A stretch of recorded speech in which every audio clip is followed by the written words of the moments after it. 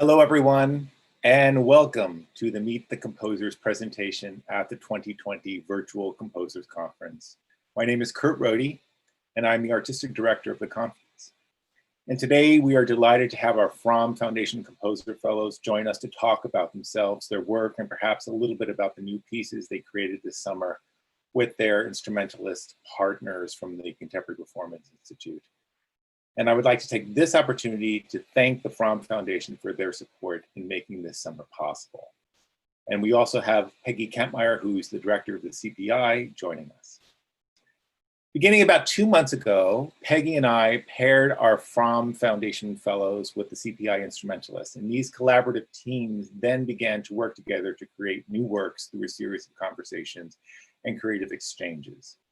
Our guest composers, Linda Catlin-Smith and Amadeus Gusera, along with Peggy Kempmeyer, were indispensable in helping these teams explore how to make the work together. These new works will be premiered here on our YouTube channel on August 8th and 9th at 6 p.m. I really hope you will join us. I've heard all the works and they are all terrific, and it's been a really incredible journey just to see what everyone has come up with. So today's format, very, very simple. It's perhaps the most relaxed of the formats we're going to have for our live streams this summer. Our Fromm Foundation Composer Fellows are assembled here, and they're going to talk with us here on Zoom. And I'm going to have, we're going to have a short introductory conversation, and then I'm going to start asking some questions to get things moving. And I invite those of you on YouTube who are watching to please submit your questions as well. Please post your questions in YouTube chat scroll, and I will make sure that they get asked. I just ask that you try to make your questions succinct and clear. So let's begin. Welcome, everyone. I think it might be best for us just to have you introduce yourselves to the public. So maybe we could just go, I believe we're all in the same gallery view, and I'm in the center on the top, and to my left is Igor, and to my right is Bahar. So maybe we could just go almost like the Hollywood squares. We'll skip myself, and we'll go across and then to the next layer. So starting with Igor, if you could just tell us a little bit about yourself, where you're from, where you are right now, and yeah, that's fine. All right, hello everyone. My name is Igor Santos, and I'm originally from Brazil, from a city called Curitiba. And right now I'm living in Chicago, where I'm freelancing as a composer. I also work for Ensemble Dal Niente, and I do some theater music in addition to other freelance work. But yeah, that's me. Bahar? Hello, everyone. My name is Bahar Royaee. I am originally from Iran. I've been here in the United States since 2012. I'm currently in New York and studying at Graduate Center CUNY composition for PhDs. I'm so grateful to be here. Thank you so much. Erin? Hi everyone, I'm Erin Busch. I'm living in Philadelphia, where I've been for about 10 years. I went to Temple for my undergrad and master's in composition and cello performance, and now I'm working on my PhD in composition at UPenn. And I'm also the founder and artistic director of the Young Women Composers Camp, which has gone online this summer as well. But yeah, really pleased to be here. Thank you. José? Hi everyone. My name is José Serrano. I am from Argentina. I'm originally from the south of the country in Chueluchuel, and I live now in Buenos Aires. I'm a freelance composer. I make some teachings, and I am also an artistic director of the Terra Festival. Wonderful. Akari? Hi everyone, my name is Akari Komura. I'm originally from Tokyo, Japan, and I grew up until I was 12 years old, and I actually moved to live in Indonesia, Jakarta, through my middle school, high school, and then I've been in the States since to start my undergrad at UC Irvine, and then I'm currently in my master's at University of Michigan. Yes. And I'm happy to be here. Thank you. Jack.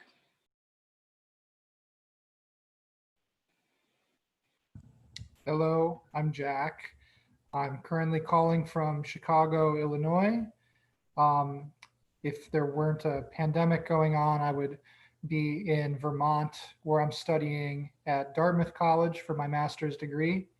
I'm originally from Madison, Wisconsin, and being part of the Composers Conference has been a joy. Glad to be here. Thank you so much. Kory.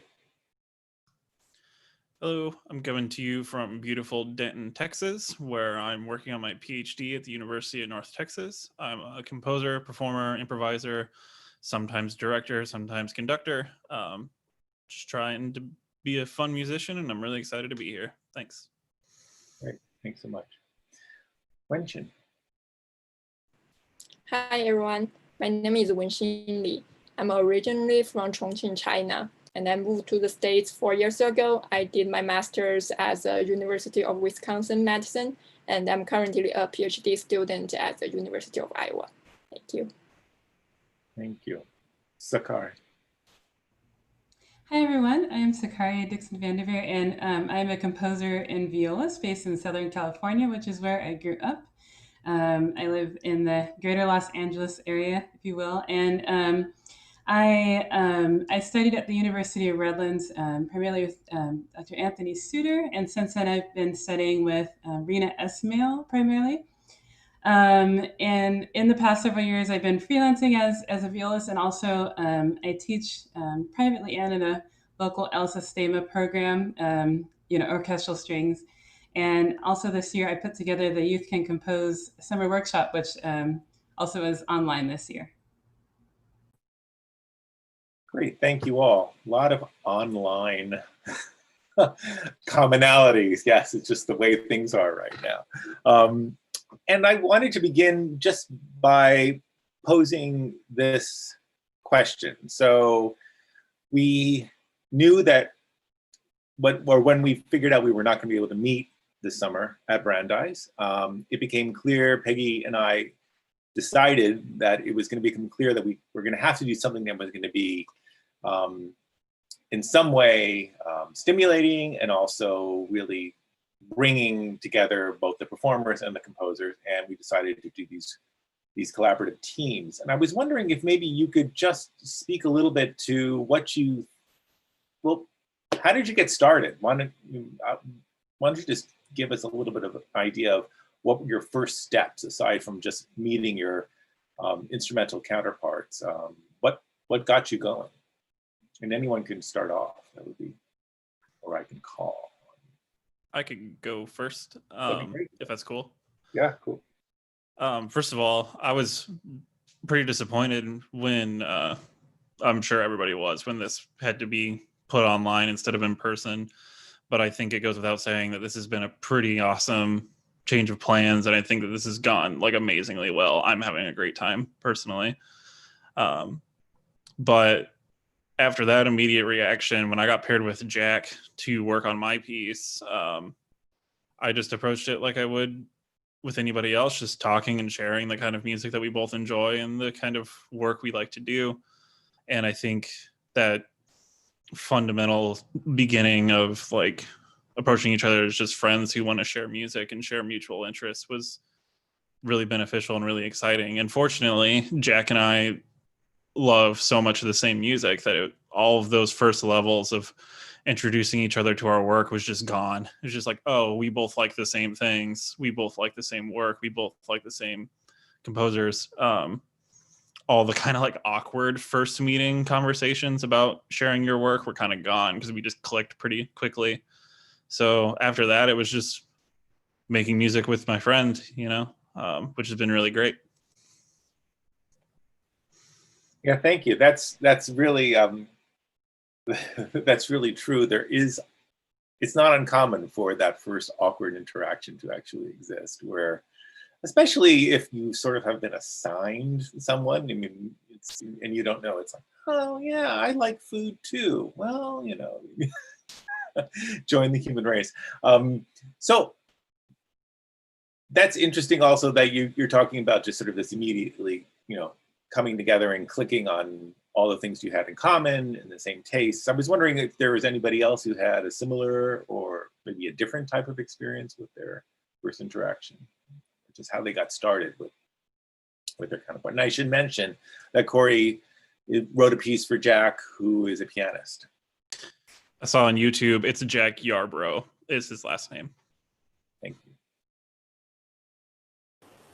Well, my experience was like kind of radically different, but not necessarily in a bad way. I'm working with this flutist.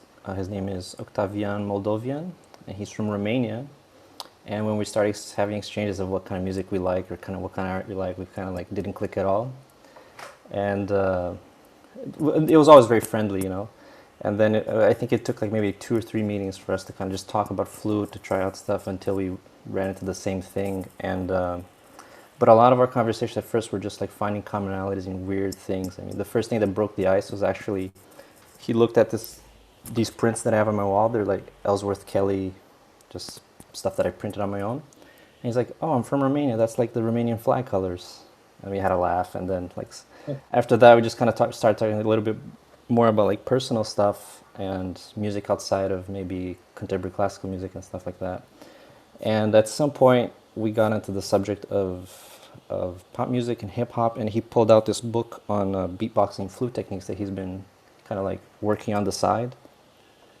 And I mentioned like I don't know anything about this, but decided it would be a nice thing for me to try different things. So on top of this, not only trying different techniques and maybe different aesthetic, it was also like he does some improvisation, so I incorporated some of that in my piece as well, which I normally never do.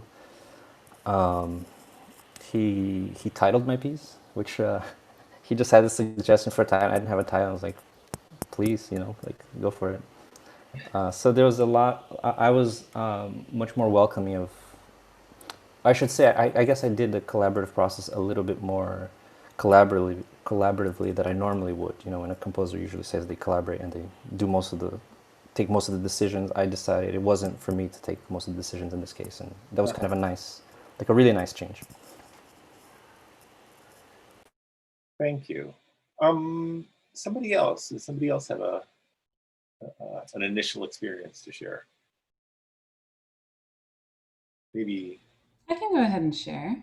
Yeah, please. So I worked with Maxine Chugler, who plays bass trombone, and it was kind of funny because I kind of had a feeling that the conference would get postponed or something, and I was quite surprised because at first I was like, oh, maybe it'll just get pushed to next year or canceled, because that was happening with so many things, and so I was pleasantly surprised to hear that we were going to do the virtual thing this year and then do it in person next year. So thank you for putting all this together, in such a short period of time. But yeah, when I saw when we were going to get assigned, I was looking at the list of instruments and like thinking about the instruments that I've written for recently. And I was like, I really hope I get the bass trombone because I haven't written a lot for brass. Especially in like a solo context. I've written in ensemble or orchestral context, but I was like, okay, give me, something different to do.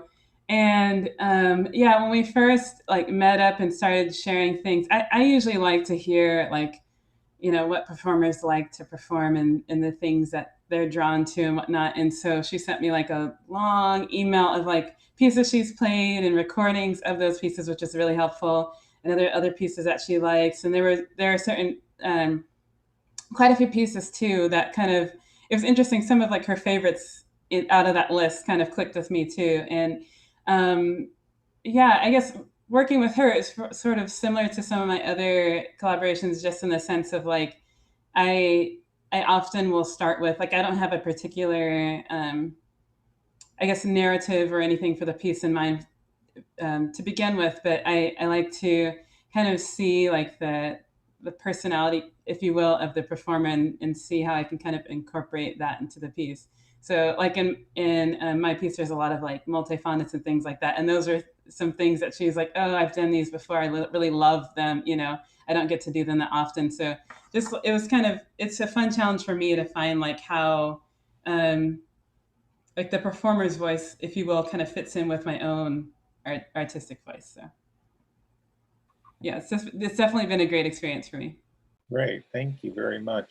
I'm intrigued by this idea that you just introduced, which is identifying the performer's voice and using that to inform the piece, the actual material and concept of the piece. And I was wondering if anyone else could maybe speak to that, speaking to, you know, your interactions with your counterpart and what you, either what they actually said that they specifically wanted or what you identified as something as being, you know, emblematic of their particular voice as the performer that made its way into your piece.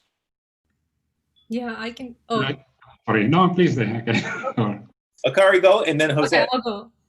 Yeah, I can really agree what everyone's been saying about how this process has been really collaborative, and almost for me, it's been more collaborative or like back and forth of just sending audio files and many just like Zoom sessions. That's been, I feel like, more frequent than I usually often get. And I'm so like grateful for that opportunity. So, and I've been working with a cellist, Jacob McKay, and I wrote a solo piece with Fixed Media, and I had this one part of scratch tones, and I didn't really expect to run into like how much possibility there are within the scratch tone like timbre, and we had this really great, even just like in one Zoom session, it was all about like different things that he can do and like annoying that his neighbors, but it was really great to just work on, like have time on even those detailed things. And I think that was something that his input was pretty influential on how I came up with materials and how to even notate. So yeah, and there just more of that kind of subtle, detailed timbre differences that I wouldn't really have known, but just playing around, and it was almost just like in person, like just try this now, and then he would play it and try different things. So that was really helpful. Yeah, Jose, go ahead. And for me, it was also similar to have a, even if it was not conscient, I think there was an interesting feedback with Chad. Chad Wesselkamper is an amazing contrabass player. And even if he's an amazing classic contrabass player, he's also at the same level an amazing jazz player. He's a really good bassist. And even if I also like these free forms and a kind of rhapsodies or fantasies in the form, for me it was almost impossible to not think in a kind of improvisation to give the piece a feeling of impromptu or bagatella, let's say, but more like a player trying to play with complete freedom. And at the end, I think that the piece had something of that. And because I was all the time listening his solos in YouTube, he have a very good channel, and we was talking about I was trying the fragments in my cello, and my very bad Chinese cello, like many composers, and we was just hearing recordings and materials, and I just continue writing the piece, knowing how he play, and that was a kind of feedback. Great, thank you very much. I was wondering if anybody else wanted to share a little bit about their initial meetings with their counterpart. Wenxin? I think Jack also agrees there. Okay, great. But I can go ahead first. Oh, please do, thank you. So I'm working with Humai Gazimdat, and she's wonderful. It's been a great experience working with her. Like, it's not just her techniques is awesome, and she also offers me lots of new ideas, and also her personality. She's very enthusiastic and very cooperative. I just feel this experience is wonderful, and I'm very grateful with that. And also, since that time we decided to collaborate together, we basically meet every day on Zoom and to talk about, first we talk about lots new techniques we know. Like I know some techniques like with the fishing line, and she immediately get the fishing line and rows them to like just suit my piece. And she also like tell me like there are lots of techniques she know, like including grease the strings with a glass bottle or the wine glass, and those sounds just amazing. And I put it into my piece. And not just like the techniques, also like the notation, she helps me a lot, because some of my notations is like kind of confusing, and she suggests me how to like revise them. And finally we got like achieved something, and she recorded immediately and sent me back, and I gave some suggestion to her, and she sent me back again. So it's been very wonderful experience. I really appreciate that. Jack? Yeah, I think something that is really special about having good collaborators is that you can learn so much from them and really go very deep quite quickly. And with my collaborator, Sebastian Stevanovic, who's a violist, I was in the situation of writing for an instrument that, to be frank, I didn't really understand the nature of. Like I knew, the tuning of the strings and that it was a string instrument and that it was played with a bow, but to get with the sort of, what makes the viola special as an instrument, I had no clue. So like from the beginning, I was trying to be very open about that fact. And Sebastian really graciously kind of took me on this journey of the repertoire that was really meaningful to him, and sort of his own individual experience as a performer. And I feel like the collaboration, if it would have been more hurried, we were really gracious of the organization to have 2 months basically to work on this piece. And I think if it would have been hurried, I probably would have just composed something fairly habitually, making lots of assumptions around what would work well on the viola. But I was able to really go deep into, this works maybe, but is this the best version of the piece that it can be? And I really cherish that, both on the part of having this as an event, but also in Sebastian's patience with me. Thank you both. I was wondering, Bahar, if you wanted to mention, yeah, go ahead. Yes, when I figured out that I have to work with Adam Woodward, well, I received an email from him, and I was like, yes, let's just start it. The start of the collaboration for us was through some literature. Actually, it wasn't through music. We started to share some poetry, and like he sent me some books that he loves, and so we just started some language, I think, between us, and then the music came within the collaboration with the violin. Basically, like the violin came in and everything else changed. It started new atmosphere, and lots of recordings from him came back, and then I added things. I truly call this piece a piece of ours. I think it's Adam Woodward's piece as well, and I really respect that. That there were times that I would call Adam and I was like, Adam, what did I say in that moment? What did you say? Like, would you play what? Like, I was so confused most of the times, and it was him that was just lightening the path. Extremely powerful collaboration. I am so grateful. I'm just so upset that there was no chance for me to make food for him, because that's the part for me that in all the collaborations that I just want to make food. And unfortunately, it hasn't happened yet. I hope that I can see him in person soon, and we just have fun more. Thank you. That's lovely. I think that making food for someone else should be the pinnacle of a collaborative process, sort of like the apex. It's like you really realize how important and meaningful it was, and that's the way of demonstrating it. That's great. Erin, I was wondering if you wanted to. Yeah, I'll talk briefly. So I was working with Kevin Newton, who's a horn player. And when I got the assignment to write for horn, to be honest, I probably wouldn't have picked it if I had been given my choice, just because I probably wouldn't have thought about it. I'm a cellist, and I probably, knowing that I had actually kind of a crazy summer leading up to this, I would have probably just picked an instrument that I was comfortable with or something like that.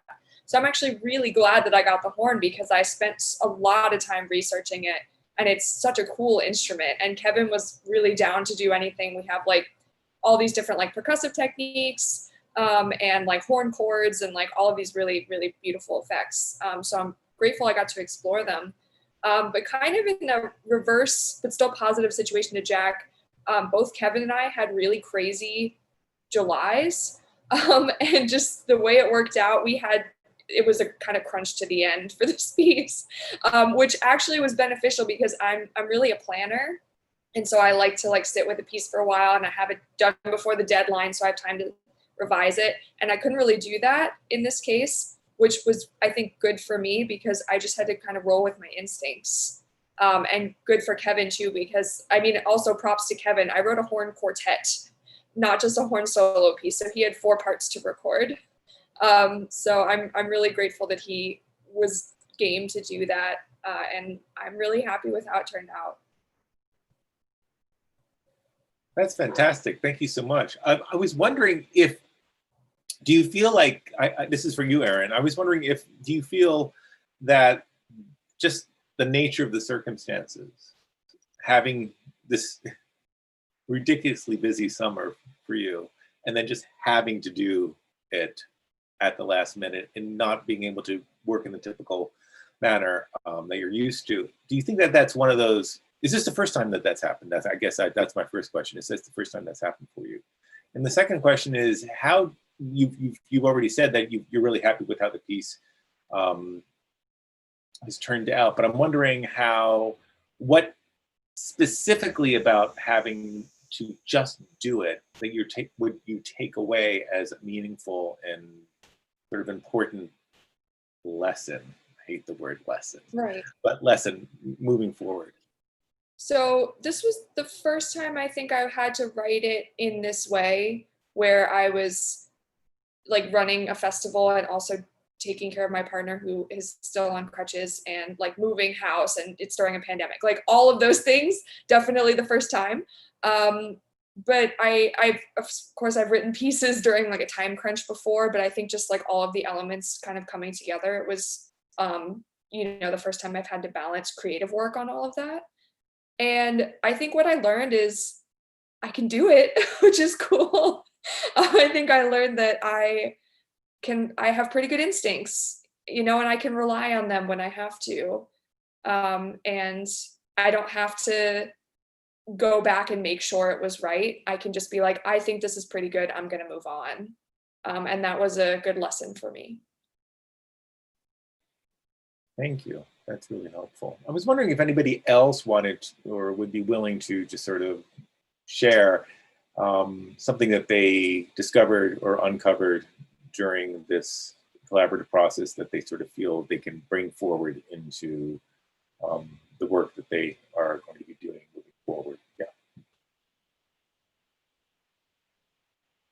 I'll go ahead and share a little bit. So this piece was my first big, sort of foray into working with electronics. And I've dabbled in it a little bit before, but I haven't done a whole piece and okay, this is the thing. I've done little experiments and exercises, and it's just okay, I did this one little thing, and I just kind of kept it to myself. But yeah, that was with, just everything going on this summer. And then also, the time limits too. I identify with that as well, that okay, the piece, it's going to get written, and I know I have this limited amount of time, and it is what it is. It was kind of a good exercise for me, because I love exploring and researching and experimenting, whether or not I use it directly in a piece. And so if I get into that mode, I can just kind of keep going down rabbit holes forever. And, I won't let go sometimes. but it was nice to be able to do that and then have a definite, end. And then also Maxine was very helpful too, because like she had used Ableton before, but I hadn't. And even though I had used some other programs before, like Audacity or whatever, so I ended up bouncing back and forth between like 3 different programs, like manipulating sounds and whatnot, but assembling everything in Ableton at the end.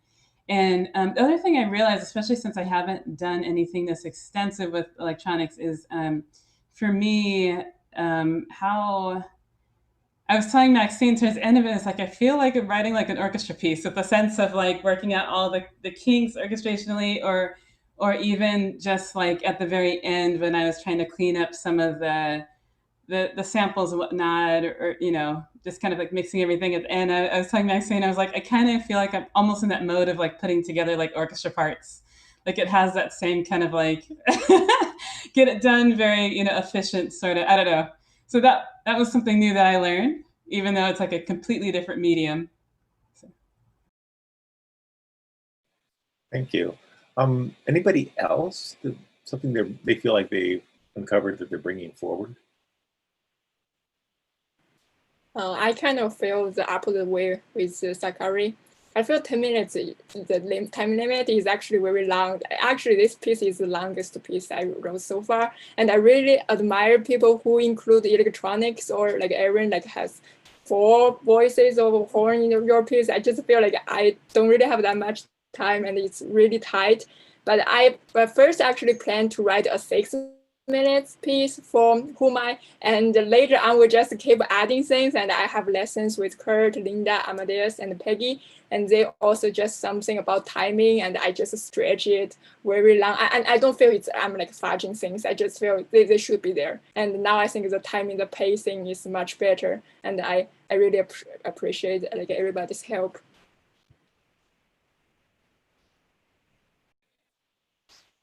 Thank you. Peggy, I was wondering if you might give us maybe a little bit of your perspective as the director of the CPI, and also being sort of on the side of the instrumentalists as they are working to play these pieces. Just give just a little bit of perspective, and maybe if you have any questions for the composers, that'd be great. Yeah, sure. Well, I think it's sort of interestingly ironic in that being apart, we're able to be even closer together with this collaboration. And that's kind of an amazing thing that's happened. Maybe there's something for us to investigate in there. And I think that it's an amazing group of composers and players. So, I happen to be cooking soup right now, and I'm thinking like, soup is kind of like whatever, if you put good stuff in it, it tastes good, And so it's like putting together all these like fabulous people is just, it's magical, really magical. And you're all wonderful, and the players as well. So I think the players have worked hard, and I know some of them are doing, other jobs, or they're traveling, or they're not where they usually are, or they can't, record in a quiet place. And there's all these kind of issues that have come up during this time. But I think that everyone's having a really positive experience, and I guess we'll hear from the players themselves tomorrow night. But if I could speak for them, that's what I think they would say.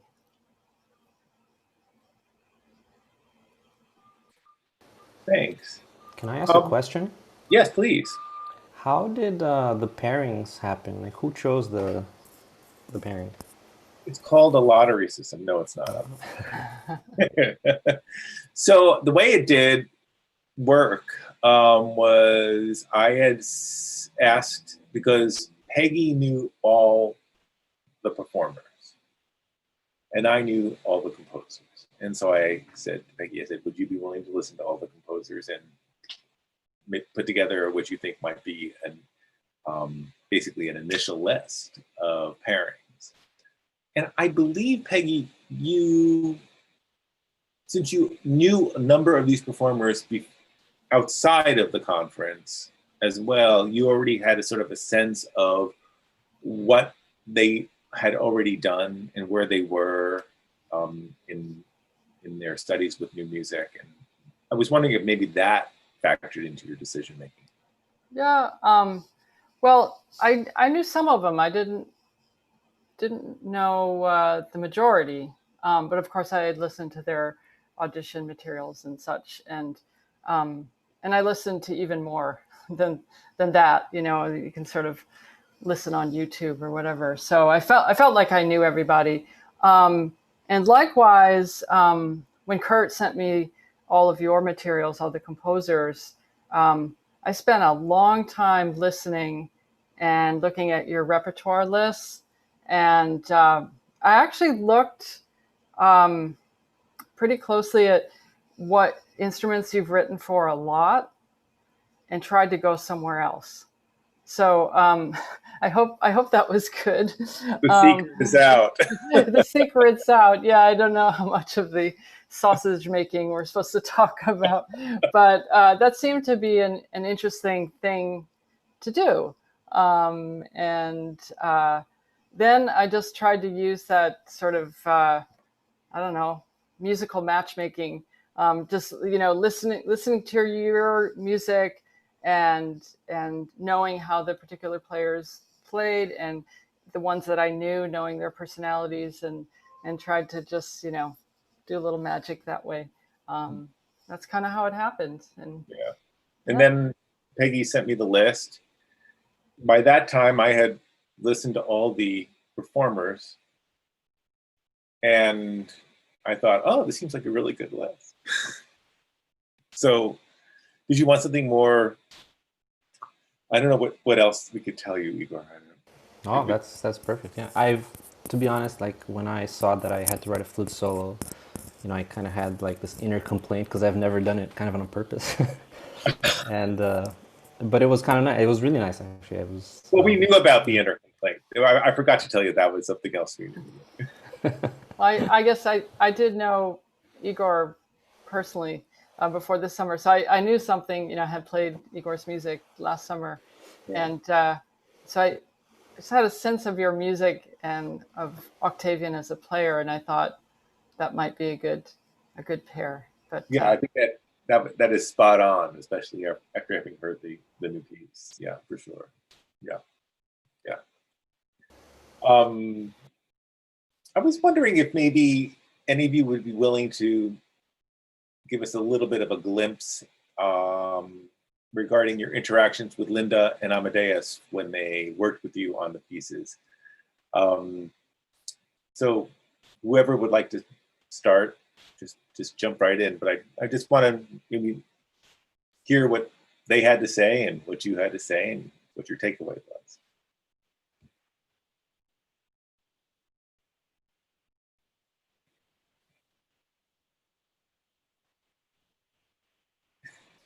Can I go first? You may. I want to share some experience when I work with Amadeus. He's very critical, and he just said this is very cliche, this crescendo, decrescendo, and this accelerando, and I just felt, oh my gosh, so shocked. But I agree what he said, and I changed basically everything he mentioned. I really appreciate that he been so direct and addressed the issues like a very, very good way. Like I don't feel uncomfortable for it, but I really agree what he suggests. So I really appreciate that. Wenxin, I have a question. Did you sort of feel like you sort of knew that, but you needed to have him tell you that, or was what he told you something you were unaware of? I'm totally unaware. I feel like I write perfectly. I feel that something is so good, and they can't say anything about it. And then Amadeus like, this part, blah, blah, this part. So okay. Yeah, I was shocked, but I totally agree with that. Okay. And yeah, I appreciate that because some teachers will like, they don't mention, they say everything is good, like we can't learn anything. But so I think this way, like I learned a lot.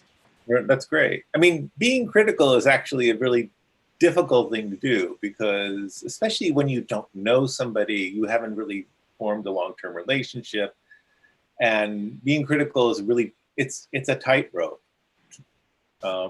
because people might not react very well. Also, there are people who, when they're being critical, when they're giving a critique, it's not perhaps done in a way that is meant to be helpful. It's just meant to be critical. Mm-hmm. So I'm glad that this was a critique that was actually meant to be helpful and that you receptive implemented it. That's wonderful. Anybody else? Yeah, Erin. I also enjoyed my time working with Amadeus. I didn't experience the same kind of critical response, I guess, but he was really insightful about the few things that the piece needed. And I think also in an opposite way, I think I was kind of aware of them, but like just needed to hear him say it. I had a lot of pitched and unpitched material, and he's like, your pitched material is like totally dominating your unpitched stuff. Like you need to let that breathe and have a voice, and just overall pacing things. He was like, how long is the piece? And I was like, I think it's like 6 minutes. And he's like, oh, good. You have like 4 more minutes to stretch it out up to the 10-minute time limit. So, and I took both of those things, like I said, was already kind of feeling them. So it was good to hear that that was like his response. Same here. Mine was like 6 minutes that time, and I stretched it to 10 minutes. And also he told me to like balance them, because I had lots of keyboard stuff, and actually mostly like the string stuff inside the piano, and I also have some stuff like on the keyboard, but it's kind of not balanced. And he told me like if I'm, because he thinks the string stuff is actually very good, but the keyboard is kind of not that good. So I need to like balance them and put them in the same level. Like that. I was going to say, Amadeus told me the same thing. I think I had like maybe 7 minutes. He's like, oh, what's the limit? Go to 10. And so I'm so glad I did. I think mine actually might be a little bit over 10. But yeah, I'm so glad I did that. And Amadeus and Linda both gave me a lot of insight into the form, because I kind of like had some ideas, like I knew like sort of the affect of the piece and some of the things that I was going for, but working with electronics and figuring out the form was a tricky thing for me, because for me, normally I sort of start with the foreground. I tend to write like, more melodic or just like more like clear gestures. And so it's easier to start with, like, if I was going to write for a solo and accompaniment, normally I would start with the soloist first and like write that line and kind of figure out what textures go with it. But like this piece, I almost wrote completely backwards, like starting with the background and the middle ground, and then like figuring out, like I knew some of the trombone gestures that I wanted and textures, but I had like, as far as the narrative, I wasn't sure where things were going to go. And so they both kind of gave me some clarity with that too. And Linda kind of pointed out, especially like with the track that I played for, the fixed media, it was very bare at the time, but like there's this sort of almost like a song form. It's like there's this one part and then it kind of like grew, and then something different and whatnot. And so like she helped me to kind of like use that, like the natural, basically for the background, I took like one sound and like heavily manipulated and stretched it out. And then that kind of drove the nature and the narrative of the piece. So yeah, both of their input was very insightful in that way. So basically, if we have all these 10 or 11-minute pieces, it sounds like it's Amadeus's fault. So I can blame Amadeus. Okay, good. I don't blame Amadeus for my piece. It's okay. Okay. Kory has absolved Amadeus. Amadeus is watching. I just want you to know. He was the first person to comment on the YouTube stream, so I hope he feels that. Thank you. Is there anybody else who would like to just talk a little bit to their interactions with Linda or Amadeus? Yeah, please, Jack. Yeah. I feel like both my lesson with Amadeus and Linda had kind of one really, really good nugget of questioning that I was left with. And with Amadeus, I think very much in the sort of characteristic that has been described. It was of a criticism of my usage of bar lines, actually, which he described as fascistic. And that immediately kind of put me into this, like, all right, I have to think about this now, because I was writing this piece that was very, very floating. It was not metric in any sense of the word. And my usage of bar lines, I think, kind of creates this tension that was not communicating to the performer in a way that that got at the nature of the compositional material. And I had to think about that quite a bit. I think when I immediately got that criticism, I was like, oh, there's no, like I'm using bar lines, it's just the way it is. But that sat with me, and I kept thinking, like, that's not an unfair criticism here, and that there is something that's causing this sort of contradiction to come out. And at the end of that, I think I came up with a very good compromise, and I feel really happy about that. In Linda's lesson, I was more sort of talking about my general concepts about my piece that I was working on, which my piece is about traveling on an interstate and sort of the sonic variety that one experiences on a trip like that. And I was resting with this sort of dynamic of, I was using materials, ecological field recordings, as well as field recordings from human sources like gas stations and the sound of semi-trucks and whatnot. And I was really kind of struggling when I came to Linda about, there are so many implications that putting these two materials next to each other have for the social existence that we all live right now. And it can be read in so many different ways, sort of as like a text about the dynamic. And Linda really encouraged me to, not feel like I have to micromanage that, and that I can let the dynamic between these two things be a bit more mysterious and elusive. And nobody's really told me that. And that really resonated with me. And I feel like it's made the piece much more powerful. And in exploring the differences and similarities between these two field recordings, I feel like I came to a much more, almost faithful way of realizing the dynamic between the two.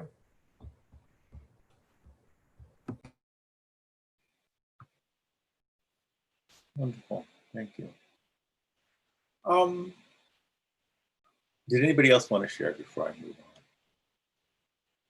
If I could, really quick. Yeah, please go ahead.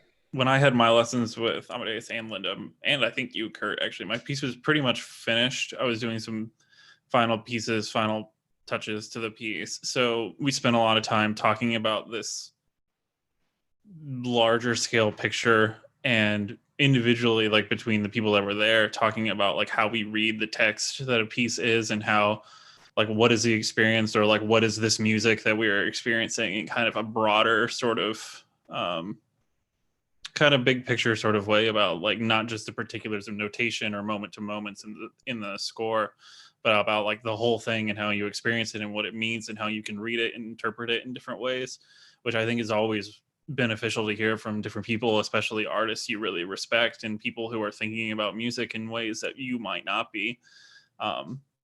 For example, since we've been putting Amadeus under the microscope in this conversation, talking about like the body and like that experience of performance, which like for me is something I often forget. This piece in particular is for keyboard, played on the keys. There's not extended techniques. It's very kind of basic in that sort of like musical practice sort of way, but there's still a ton of questions about what does that mean for how it's being touched, how the sound kind of results in that sort of physical way for the performer. And that's something I hadn't really thought about in this piece in particular. So hearing that kind of just different viewpoint, even in a finished piece, is completely valuable, because you're taking that sort of thought and you're applying it maybe to a different piece or to your work in general.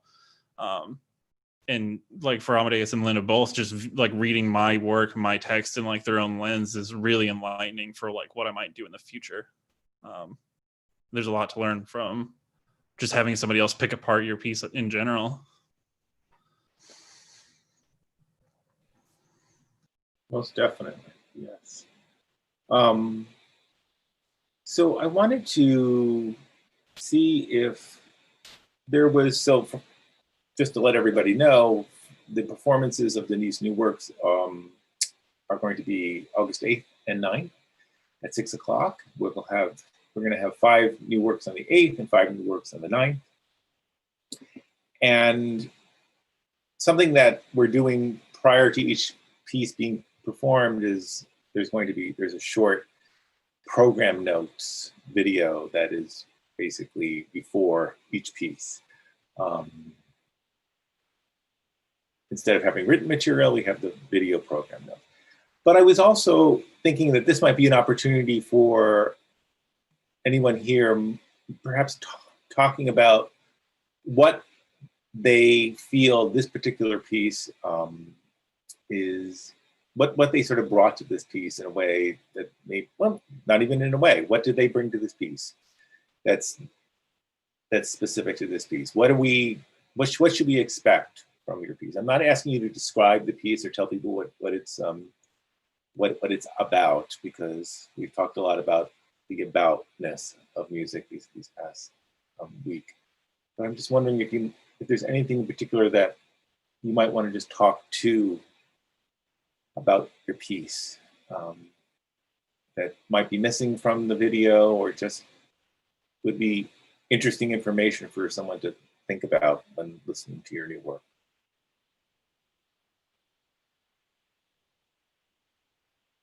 Erin, please. So my piece is called Untethered, but I didn't actually really know what I was writing about until like the very end. To be honest, it was kind of one of those pieces where I was just kind of getting it all out, and then it was only when it was on paper that I could understand what I had done, I guess. And the piece is actually, it's about something sad, which is that a good friend of mine, her young son, who is 2 years old, passed away very suddenly in May. During the pandemic, we were not able to gather. I was gonna, she wanted me to play memorial service, which we couldn't have. So it was a really weird time to grieve, because you had to kind of do it alone or virtually. And so the piece, the title of the piece, Untethered, comes from a poem that she wrote for me 2 years ago for a different piece. And so when I was thinking, like literally the day before I had to get the piece to Kevin, I was like, what am I going to call this? And the title Untethered came to me. And then in the same moment, I realized, oh, this is about Malcolm. This piece is about Malcolm. And so it's not a sad piece. It's not sad. It just is, I don't know. I think I'm still finding the words for what it is, but it felt like an expression of just a loss of words. I guess I'm kind of embodying that right now. But yeah, I guess you'll see in the concert. Well, being at a loss for words and also talking about loss has a lot to do with being untethered. It's almost like there's this strange, well, it's not strange, it's just is a disconnect between two different places that maybe you're trying to connect or find a way to become connected. Anybody else? Yeah, I can speak. Please, Akari.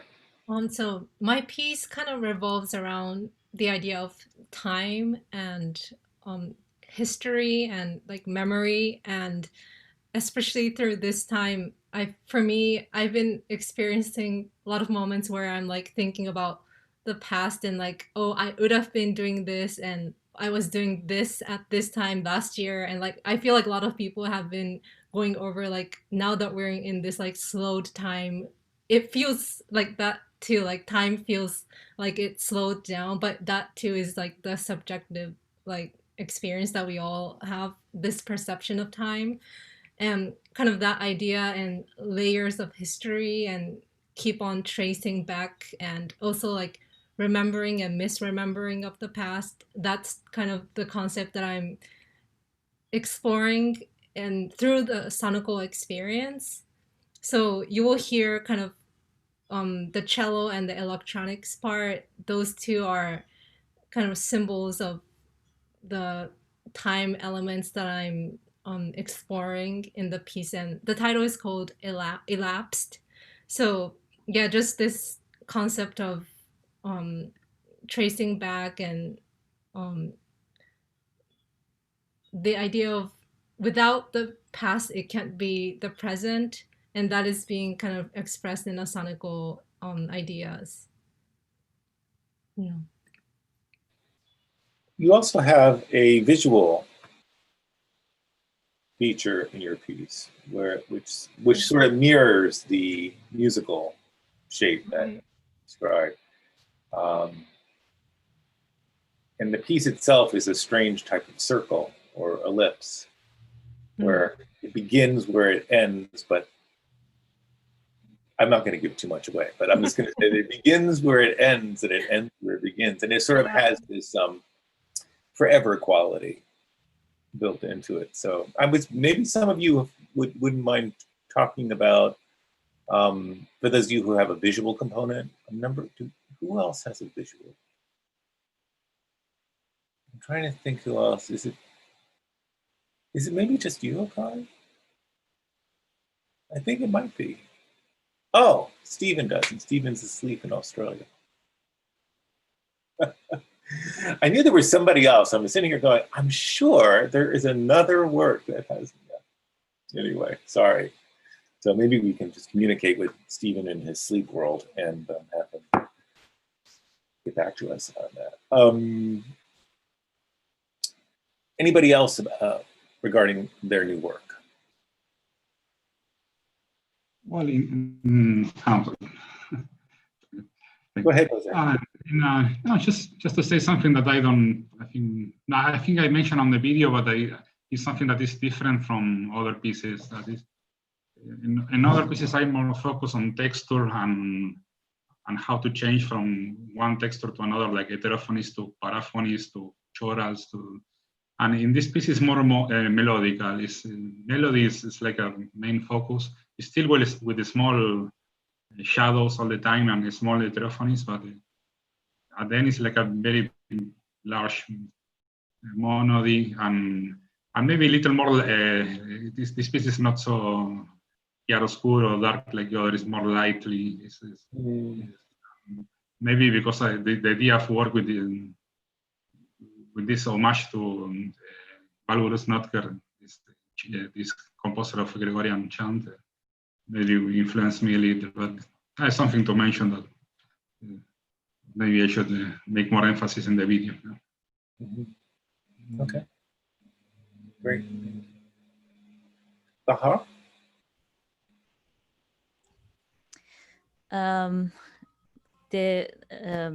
I think I can answer both of your questions, the previous one and this one, both together. I'm a little bit delayed most of the time, so sorry. But the difference between this piece and the other pieces, I think it's in the title. I usually have a very short title, Tombstone, Kitchen, I don't know, Kuchlar, Layli. But this one became a hair on the skin of the water on the lake. And I owe this title actually, which I think I'm happy with the title. I owe it to Linda. She told me that what is the image? And I said, I see a dragonfly on the water and the legs on the water. And she said, there you go, that's the title. And through some conversations with Adam, we figured out that let's go with this title. I really, again, to go back to the last question, I think it's about fragility, but I don't want to really go there. It's not really that. It's, I don't want to reveal so many things about it, but to go to the previous question, I think my piece, it was totally unlike Kory. My piece started to be written. I mean, this piece, not my piece. Adam's and I, our piece started to be written when we started to meet the faculty. Like before that, we were just talking. I don't know what we were doing, but I think it actually is a result of another layer of language, making a language between us and the faculty as well, that they gave us so many insights, and step by step it changed and became, and this is the result. I remember vividly that both Linda and Amadeus were pointing at this idea of changing of the tempo in the gestures that I was trying to make. And I'm still, I think I'm still experimenting with it. And they were just focusing on it, that how is this going to happen? Why do you think this is going to happen? And those kind of conversations. And I think I'm so grateful. I think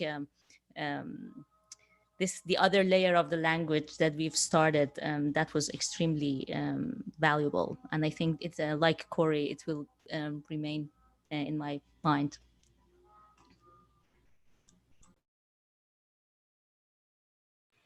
Thank you very much.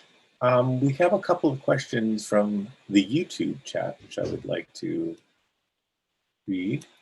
The first one is, I love Akari's comment about time. Does anyone feel as if their sense of the passage of time over the past few months has changed how they approach working with materials in these pieces?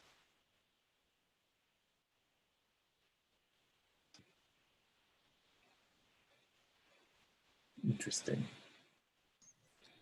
I feel like my concept of time has changed because it's so strange right now. Everything seems simultaneously sloggingly slow and incredibly fast.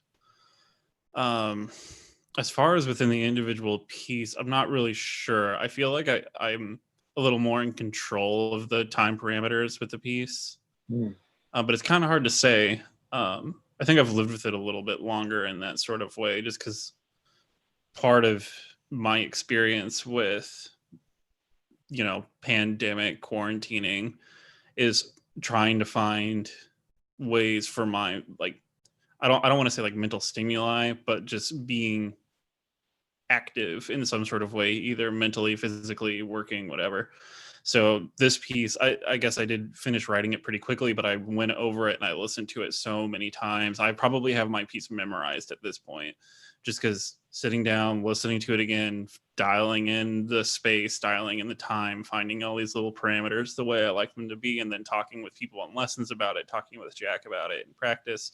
I think maybe I might have marinated on the piece a little bit longer, which I think has made my sense of pacing and time in the piece maybe a little more dialed in than it might have been under different circumstances. But that's just my experience. And I think it's something that I might have to step away from a little bit longer to really know, a little bit more for sure, if that makes sense.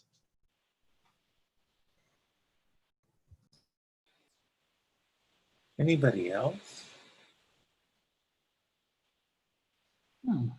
Yeah, for me, I'm sure that this situation changes a lot the perception of all, but I can say how, but I'm sure it is.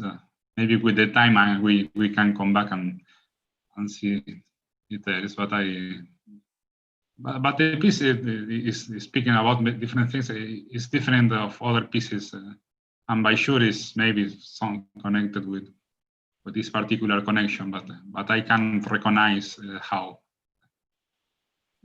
Just to think. Mm-hmm. Mm-hmm. I find during this time, I'm exhausted by sameness. It's just, I never realized how such uniformity could be so depleting. It's a very strange sensation. I have to make a real effort to differentiate a day, one day from the next, 1 hour to the next. And I definitely know it has affected how I think and behave creatively. I've seen it in what I'm doing. Some of it is not, actually a lot of it is not bad, but it's just very fascinating. Another question, how do you approach the composition process, knowing that your pieces will be premiered in a recording?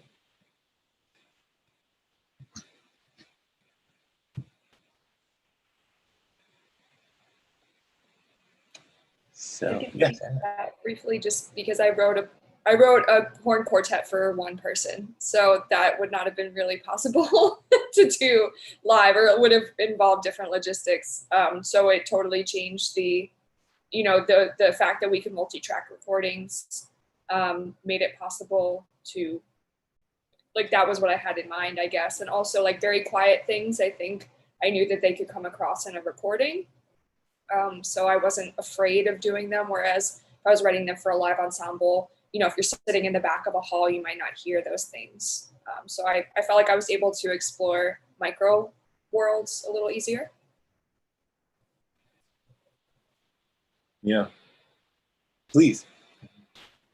I think it also changed my process a little bit.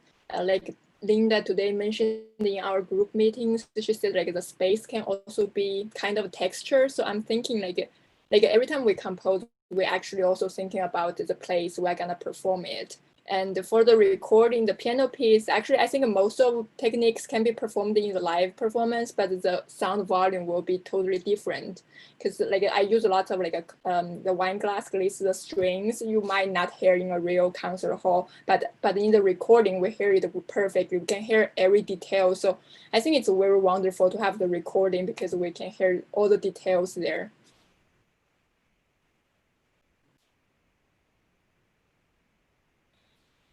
I had a question for you, Erin. It's not even well, it is that it's 4 horns, but it's one player. But it's that it's 4 horns and it's this player, and it's almost like you're telescoping in and telescoping out with this with Kevin as being one player. It's it's lovely.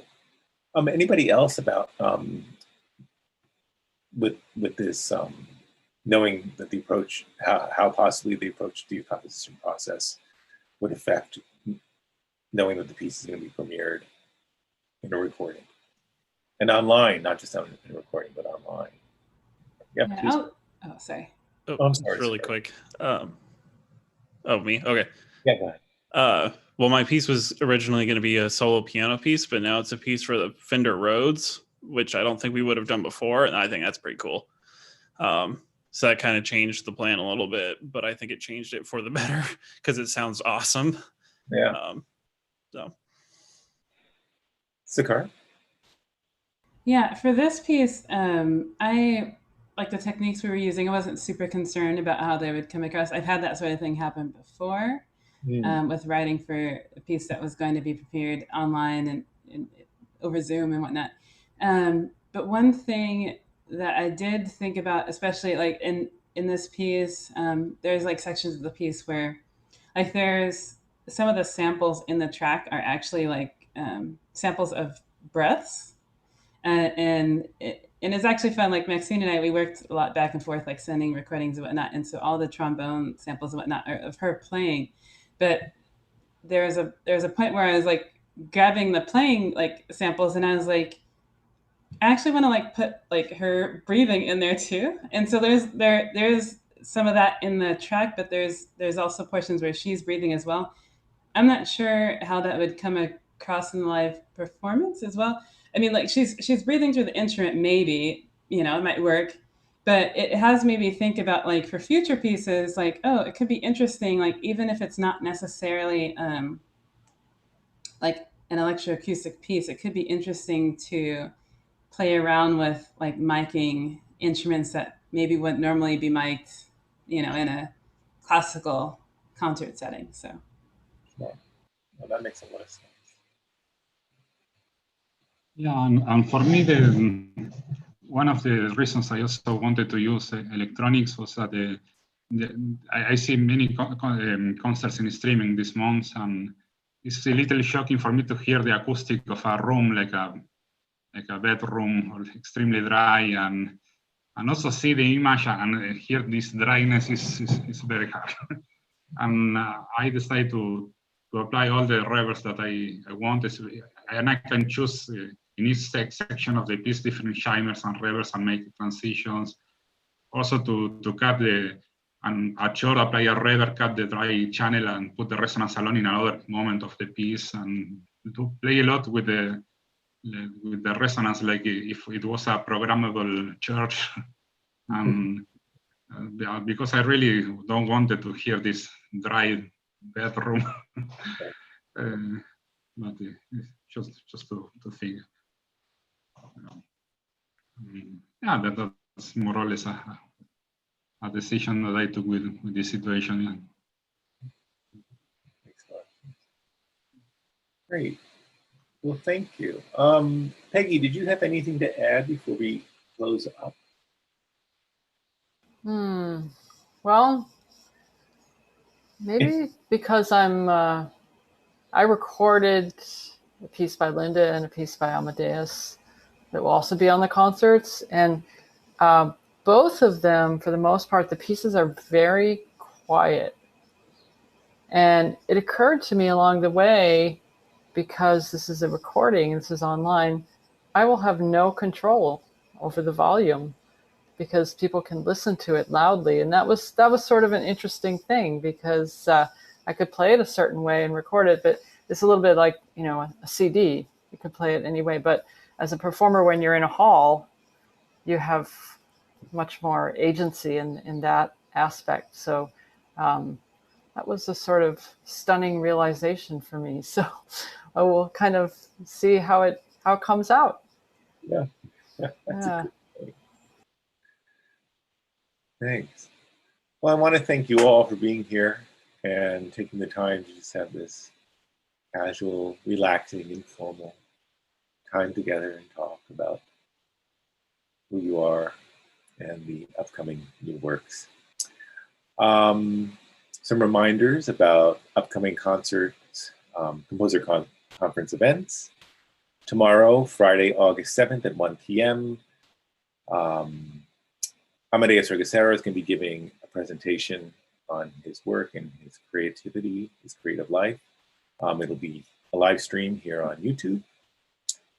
Tomorrow in the evening at 6 p.m., we will be having Meet the Contemporary Performance Institute Instrumentalists, which will once again be here live on YouTube.